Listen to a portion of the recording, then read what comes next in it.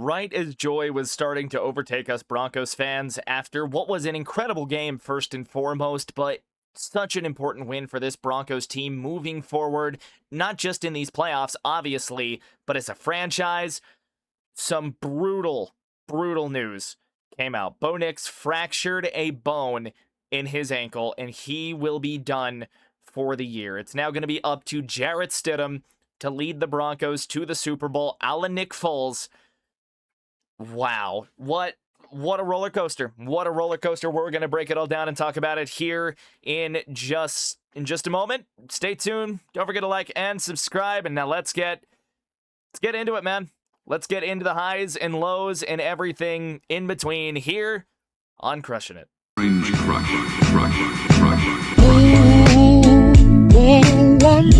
Bo Nix, through no fault of his own, will be handing the keys to Jarrett Stidham. Jarrett Stidham has been in the league since 2019, started out with the New England Patriots, recently started 2 games for the Denver Broncos in the 2023 NFL season, final 2 games, threw for 2 touchdowns and 1 interception, has a career 8-8 touchdown to interception ratio. That's right, Bo Nix, again, will be out for the entire rest of the NFL playoffs with a fractured ankle. Again, it is going to be up to Jarrett Stidham. And I mean, everyone in the coaching staff, everybody is saying that we're going to be ready. Stiddy is going to be ready. I think Stidham looked good in the preseason. I don't know that there's a whole lot to work off of just off of the preseason, but those are his most recent reps. He hasn't played it all this season. He had a rushing attempt, but I think it was a kneel down. With that being said, there is a very legit possibility that the Broncos ceiling, we've attained it this year because of the injury to Bo Nix. And there goes my phone. I think that's Ender letting me know about Bo Nix, which is, yeah, we're already there, buddy. We're recording it for when you see that. We are currently recording this. So Bo Nix will be done. It will be the Jarrett Stidham show from here on out. And that either means that Denver is going to have to very quickly figure out a running game, or Jarrett Stidham is going to have to play the greatest 2 weeks of football of his goddamn career to go on to the Bo Nix arc. Bo Nix will be getting surgery on Tuesday, and it blows. It blows. Bo Nix played an outstanding game. I'm just at a loss for words. Bo Nix played an outstanding game today. 26 of 46, 279, 3 touchdowns. He did have 1 interception. It was a great play by one of the Bills' defensive linemen. I think it was Dion Leonard, if I have that name right, number 96 for Buffalo, made a great play on the interception. Bo finishes his day with 308 total yards. Finishes the season, really, with 308 total yards, 3 touchdowns. Led the Broncos on a crazy comeback and on a beautiful game-winning drive in overtime, and it is now going to be up to Jarrett Stidham to carry the Broncos through the rest of the playoffs. We'll find out who they play coming up here in after tomorrow. After tomorrow's games, we'll know who the Broncos will be playing, but it will not be Bo Nix taking snaps under center for the Denver Broncos. We can parlay this into the offensive segment. We're already talking about it here again. Nix, outstanding game. Outstanding game. Outduels Josh Allen. Did not have as many turnovers. Really not a whole lot fewer yards, at least in the passing category. I mean, Allen was great today as well, and we'll talk about that when we talk about the defense. For the rest of the offense, though, Bo Nix had 29 rushing yards. Jaleel had 21 on 4 carries. RJ had 6 carries for 20 yards. Receiving-wise, it was Marvin Mims. It was Marvin Mims. The Denver Broncos lost 2 of their receivers, and it was Marvin Mims that stepped up in place of the both of them. 8 catches, 93 yards, and a touchdown. Playoff hero type stuff. Cortland Sutton, 4 for 53, and that all came in the last 3 minutes of the fourth quarter in overtime. RJ Harvey had 46 yards through the air. Humphrey had 33 yards and a touchdown, and Mims had a touchdown as well. I don't know if I mentioned that. Frank Crum, the backup tackle, had a touchdown as well.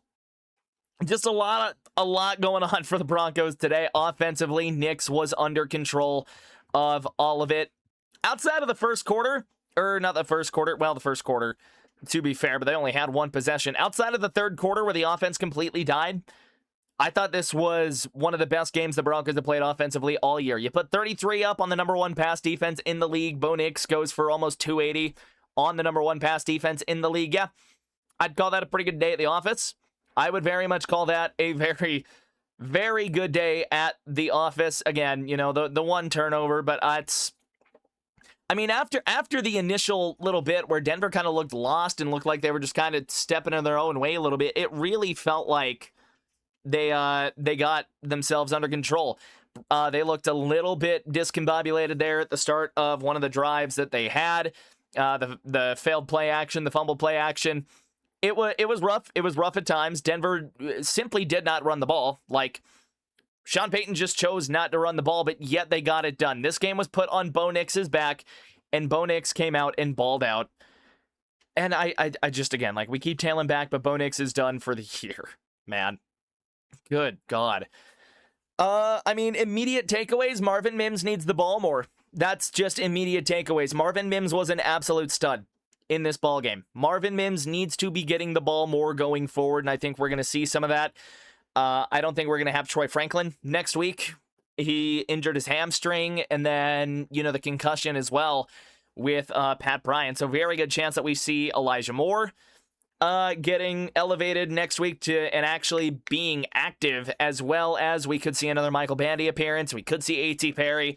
Not sure who we're going to see, but there's going to be somebody up. So it'll be Stidham and Ehlinger at quarterback. Ehlinger will be legitimately suiting up, and it, again, is going to be up to number 8 to take the Broncos the rest of the way. The baton has been handed off. This was a good game offensively for Denver. I think if they... I mean, you want to see him run the ball more, obviously. Especially they're going to have to now with Jarrett Stidham. But, I mean, if Marvin Mims keeps playing this way, yeah, he's going to write himself a playoff hero book. And I would love to live in a world where Jarrett Stidham throws to Marvin Mims for 150 yards to win an AFC title game. That's all I'm saying. But that is kind of all I have for the offense. I mean, we can talk about total yards, 349, only 70 rushing yards again, but 8 for 16 on third down. You did convert your 1 fourth down opportunity that you actually went for it for. No sacks allowed on the game, which was huge because we saw what the Chargers did to this offensive line. It looked bad. It was bad. Broncos figured it out. No sacks allowed. Only the 1 turnover. And despite being outpossessed for almost 12 entire minutes, Denver able to come out on top with 33 points. Beautiful game. The red zone execution was still lacking. Of course, one of those you got to blame on Lil Jordan Humphrey. You have to. You go 1 for 4 in the red zone. Humphrey could have easily made it 2 for 4. He did make up for it later in the game. Excuse me. He did make up for it later in the game, but you really need to... This game is not nearly that close, and this game does not go to overtime, I think, if LJH is just able to haul that in. Yeah, those are kind of my immediate takeaways from the offense, and yeah, I mean, we got to keep believing, man. We got to keep believing. Nobody is going to believe in the Denver Broncos now that Bo Nix is gone. We just got to keep believing, man. Stidham, it's your car, it's your boat, it is your team the rest of the way. Let's move on and talk about the defense because it was all over the place today. All over. There was a lot happening, and we'll get into that right after this. Don't go anywhere. You are watching Crushing It with Miles Smith.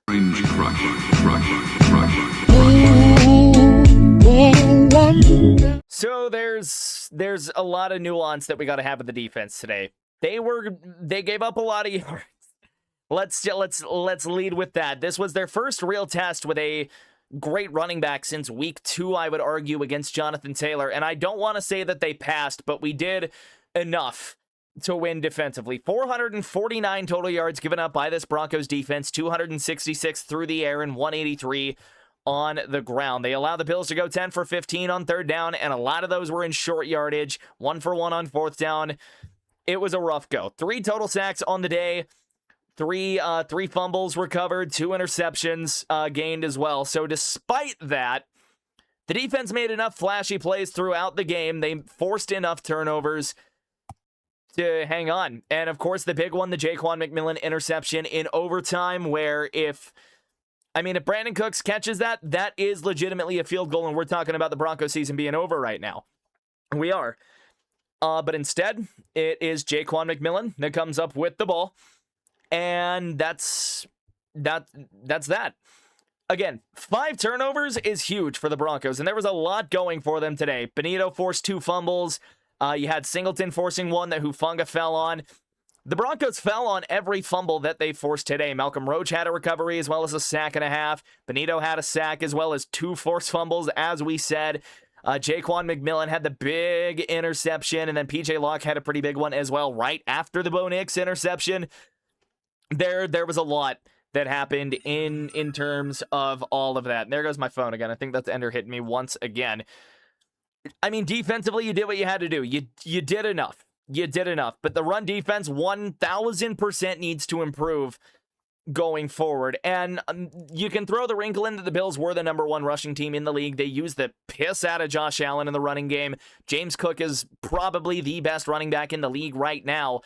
And I don't even want to entertain the idea that you shut him down, but you did enough.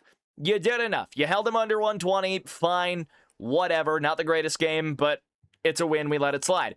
Kincaid goes 6 for 83 and a touchdown. Khalil Shakir, 7 of 75. No scores for him.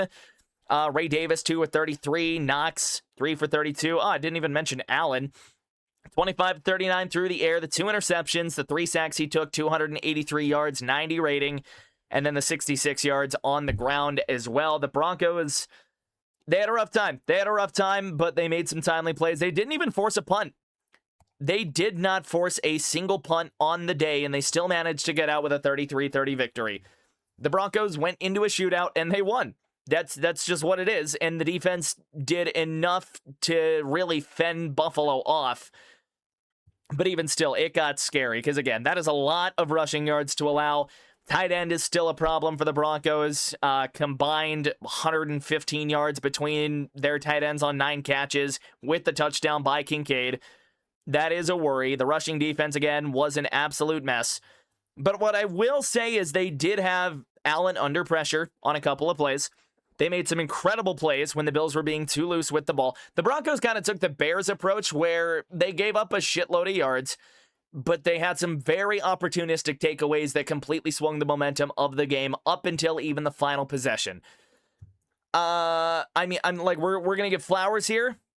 We are definitely going to give our flowers, but I cannot realistically look at this and say that this was a great game from the defense. It was not. It was not. We'll bundle the special teams in here as well. Not a whole lot doing in the return game for the Broncos today. Marvin Mims wasn't on a whole lot of kick returns. No punt returns, obviously. You didn't force a punt. But Will Lutz, 12 of the Broncos points, 4 for 4, and he hit that big 50-yarder after the turnover that led us into halftime. That was big. Will Lutz had a hell of a game. Jeremy Crawshaw had a couple of great punts as well. No complaints there, really. Just would like to see a little more explosive out of the return game, and especially the kick return game, with this being the emphasis. But with that being said, with all of that, let's get through the game orange sodas, and let's try and pick up the pieces here on Crushing It.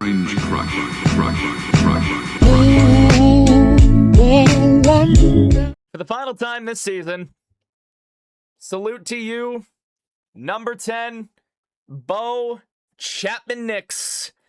You are getting yourself a game orange soda. This offense went through you, and you led this offense to 33 points, and you led them to a playoff win. You are the first quarterback to be drafted by the Broncos since Tim Tebow to win a playoff game, and you are hence the only other quarterback drafted by the Broncos to win a playoff game for the Denver Broncos. Of course, John Elway, Jake Plummer, Peyton Manning, none of those guys were drafted by the Broncos. Bo Nix is your second Broncos quarterback to ever win a playoff game after being drafted by the Broncos for the Broncos. You're getting a game orange soda. Marvin Mims, offensively, absolutely 1,000% has to get one. 2 of the receivers go down, and what does Mims go out and do? He almost puts up 100 yards, and he would have put up 100 yards if not for the pass interference on Tre'Davious White. That led the Broncos down the field in overtime. 1,000% Marvin Mims is getting his as well. Defensively, Nick Benito, 100% getting his. 2 forced fumbles, both of them recovered. Very much helped set the Broncos up. Jaquan McMillan, I mean, we want to talk about writing playoff hero books. Jaquan McMillan with the interception of a lifetime in overtime to help send the Broncos to the AFC title game. So there's 4. Our 5th one, Will Lutz. Absolute nails. Nailed the game-winning kick. There is not enough that we can say about what these players did on an individual level that absolutely helped Denver win this game. They outlast Buffalo, and these were the efforts that 1,000% stood out to me. I'll give a shout to Alex Singleton as well for the forced fumble and for the 11 tackles that he had on the game. PJ will get a shout as well. But other than that, man, Denver's got to figure some shit out, and they got to do it fast because they have whoever wins between New England and Houston next Sunday for Championship Sunday. But let me know what you think. Let's go, Stidham. It's the Jarrett Stidham Show from here on out, and we'll see if he can channel his inner Nick Foles coming up in the next week. But with that being said, thank you everybody for watching another episode of Crushing It. Let me know what you think about the game. Let me know what you think about the Broncos' new quarterback situation. And yeah, that is going to be it from your host as always, Miles Smith. Have a good night, everybody. Denver, we did win a huge playoff game, and now we're just going to have to hold our breath and see if we can do this with Jarrett Stidham. Once again, thank you for watching. We broke 370 subscribers during the stream. Let's see if we can't bump that to 400. And with that being said, I will see you next time. This has been Miles Smith on Crushing It. And yeah, I've been talking long enough.